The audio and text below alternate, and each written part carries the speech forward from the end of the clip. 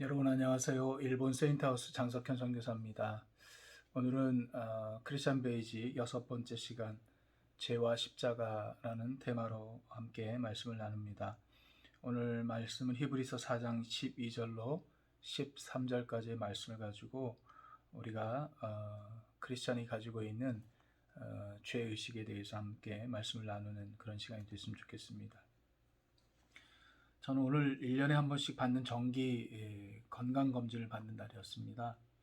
아침 일찍 일어나서 미리 준비해 놓은 서류와 또 이틀 동안 챙겨 놓은 그런 분변물을 챙겨서 병원을 다녀왔습니다.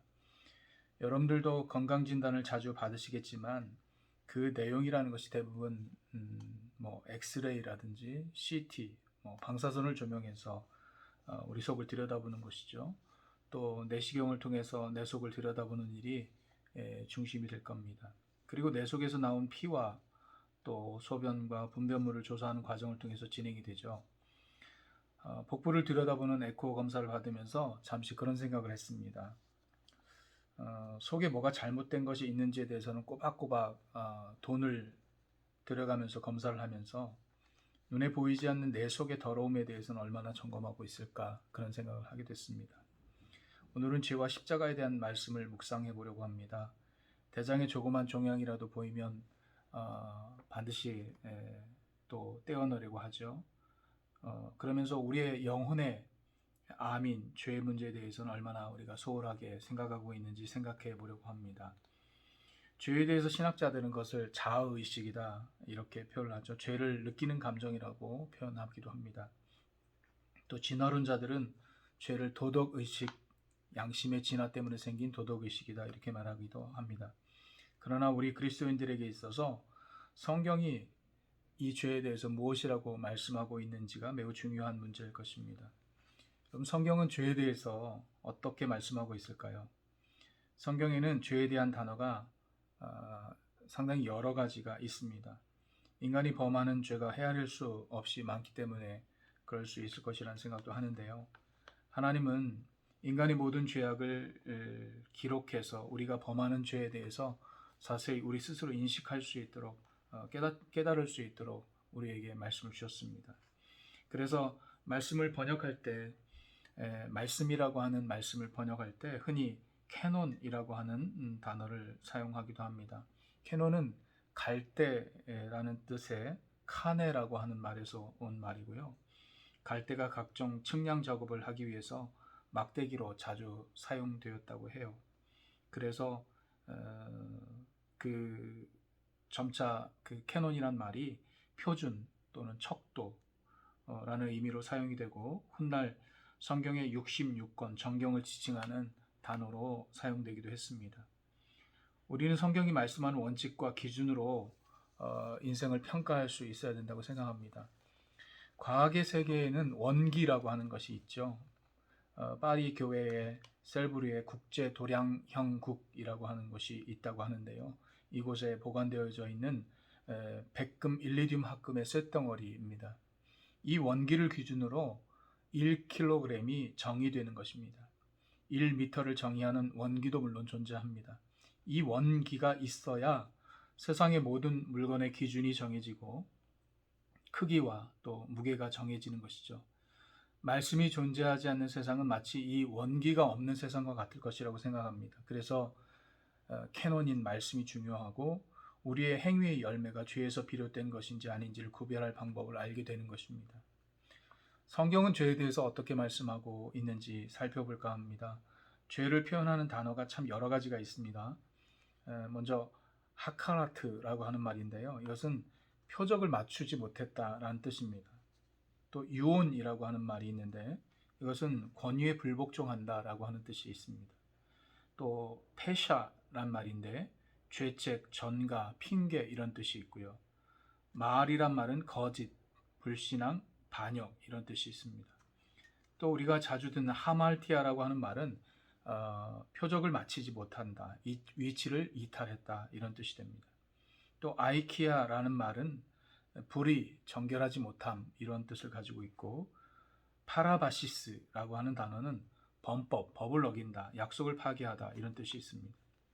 또 파랍토마라는 말은 과실 또는 허물, 또 완전하지 못함 이런 뜻이 있고요.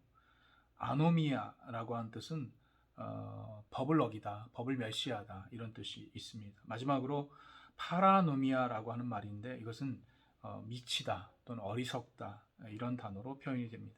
이렇게 많은 죄에 대한 단어들이 성경에 있습니다. 성경이 이렇게 많은 죄의 유형들을 가리게 된 이유가 참 궁금하죠. 단어들이 너무 많아서 어려울 것 같지만 사실은 이 단어들을 다 통합해 보면 하말티아와 같이 하나님의 창조의 목적에서 벗어났다 혹은 불순종했다라는 단어로 정리할 수가 있을 겁니다. 죄에는 종교적인 죄가 있고요. 또 도덕적인 죄가 함께 있습니다. 그러나 궁극적으로 보면 이 또한 불신앙과 불순종에서 파생된 종교적인 죄에서 모든 죄가 출발합니다. 하나님의 창조의 목적을 따라 살아가지 못하는 것이 죄의 근원이고 거기에는 심판이 따르게 됩니다. 요한복음 3장 18절의 말씀에 보면 저는 저를 믿는 자는 심판을 받지 아니하는 것이요 믿지 아니하는 자는 하나님의 독생자의 이름을 믿지 아니함으로 벌써 심판을 받은 것이니라 라는 말씀이 있고요. 아들을 믿는 자는 영생이 있고 아들을 순종치 아니하는 자는 영생을 보지 못하고 도리어 하나님의 진노가 그 위에 머물러 있느니라 라고 하는 요한복음 3장의 36절의 말씀도 있습니다. 10계명의 1계명에서 5계명까지는 하나님과 관련된 것입니다. 그리고 또 제6계명에서 10계명까지는 인간의 삶의 영역에 관한 것입니다. 미루어 짐작할 수 있는 것은 하나님과의 관계 속에서도 죄가 발생할 수 있고 이 하나님과의 관계가 바르지 못하면 인간의 삶의 영역에서도 죄의 현상과 열매가 나타난다고 짐작할 수 있습니다. 그러므로 우리의 죄의 현상과 열매는 하나님과의 관계 안에서 또 공동체 안에서 자주 출현할 수 있다라고 하는 것이죠. 하나님과의 관계가 삐뚤어지면 우리의 삶 역시 삐뚤어진다 이렇게 해석하면 될 수 있을 것 같습니다. 그렇다면 우리가 이 죄의 문제를 어떻게 다루어야 할 것인가라고 하는 것이 굉장히 중요한 문제인데요. 건강진단 이야기로 돌아와 보겠습니다. 우리 몸 안에 종양이 생기거나 또 균형이 깨지면 우리의 몸은 바로 병을 앓게 됩니다. 마찬가지로 우리의 영혼과 삶에 하나님께서 지정하신 삶의 방식과 명령이 깨어지면 우리의 영혼 역시 영적 질병의 상태, 곧 죄의 영향 아래 살게 되어지고 개인의 삶뿐 아니라 공동체의 삶이 파괴되어집니다. 가만히 생각해 보세요, 여러분. 우리가 왜 고통을 겪는지, 왜 우리가 이렇게 암흑 속에 살아가야 되는지, 여러분 가정이 정말 고통 가운데 있는 것은 무엇 때문일까요? 우리가 성숙하지 못하고 또 우리가 하나님 앞에 바른 삶을 선택하지 못하면 관계가 깨지죠. 그 깨어진 관계 속에서 살아가는 사람들은 불행할 수밖에 없고요. 바로 가정도 죄의 영향 아래 있다는 것을 우리가 쉽게 깨닫게 되어집니다. 여러분, 방사선이라는 보이지 않는 빛으로 가끔씩 우리의 몸 안을 조명해서 들여다보고 우리의 피와 배설물을 확인해서 건강 상태를 체크하듯이 삶의 기준과 척도인 이 캐논, 말씀을 통해서 우리의 삶을 조명하고 우리의 삶의 열매를 바라보며 바르게 회복할 필요가 있다는 것이죠. 히브리서의 말씀이 그래서 교훈이 됩니다. 여러분 잘 아시는 말씀인데요. 하나님의 말씀은 살았고 운동력이 있어 좌우의 날선 어떤 검보다도 예리하여 홍과 연과 및 관절과 골수를 찔러 쪼개기까지 하며 또 마음의 생각과 뜻을 감찰하나니 지으신 것이 하나라도 그 앞에 나타나지 않음이 없고 오직 만물이 우리를 상관하신 자의 눈앞에 벌거벗은 것 같이 드러나느니라. 히브리서 4장 12절로 13절까지의 말씀이죠. 여러분, 우리가 말씀 앞에 서면 우리가 벌거벗은 것 같이 모든 것이 드러난다고 말씀하고 있습니다. 그 말씀은 우리의 혼과 영과 관절과 골수를 찔러 쪼갭니다. 다시 말해서 그 말씀이 자극이 되어서 우리의 삶이 바른 길을 걸어가도록 안내하는 빛이 된다는 거죠. 그런데도 중요한 것은요, 우리의 죄가 용서되어진다고 해도 우리는 날마다 같은 죄를 반복할 수밖에 없는 존재라는 것이죠. 이미 죄성을 가진 인간이기 때문에 그렇습니다. 이러한 우리의 형편을 하나님께서는 너무나 잘 알고 계셨습니다. 그래서 하나님은 이것을 해결할 수 있는 방법을 찾으셨고 그것이 바로 예수 그리스도라고 하는 선물로 우리에게 주어진 것입니다. 그분의 십자가의 피가 우리를 날마다 씻기고 물론 신부는 죄인이지만 하나님 앞에 나아갈 수 있는 중보자로서 우리 주님을 세워 주셨다는 것입니다. 시편 기자는 이렇게 노래합니다. 날마다 우리 짐을 지시는 주, 곧 우리의 구원이신 하나님을 찬송할지로다. 시편 68편 19절의 말씀입니다. 날마다입니다. 날마다 우리의 짐을 지시는 십자가에 예수님을 선물로 주셨다는 것입니다. 여러분, 우리가 날마다 죄를 범하지 않는다면 죄의 문제가 한 번에 모든 것으로 우리가 일상생활의 죄가 해결된다면 날마다 우리의 짐을 주님께서 지실 필요가 없겠죠.